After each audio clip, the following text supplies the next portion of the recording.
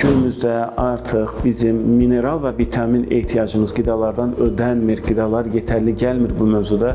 Mütləq bir diyetoloqla danışılmalıdır. İkinci yerdə durur qidalanma. Bu qidalanma, doktor biz onsuz da rayondan gəlir bizim yeməklərimiz, onsuz da hər şeyə diqqət edirik. Tamam, hər şeyə diqqət eləməyimiz gözəl, amma çox təəssüf ki, o da yetərli olmur. Günümüzdə artıq bizim mineral və vitamin ehtiyacımız qidalardan ödənmir, qidalar yetərli gəlmir bu mövzuda. Vitaminlər və mikroelementlərlə orqanizm doyuzdurulmalıdır.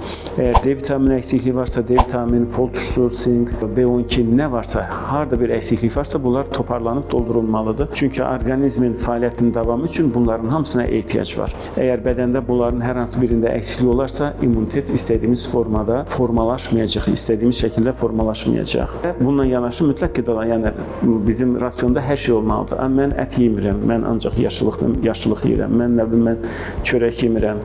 Yəni mənə elə gəlir ki, düzdür, bəlkə elə hallar da ola bilər, amma çox yaxşı bir diyetoloqun nəzarətində onu eləməlidirlər. Əgər xüsusi mən vegetarianam, mən ət yemirəm, amma göyərtidən lazım olan bitki mənşəli qidalardan lazım olan proteini alıram. Üçüncü mövzumuz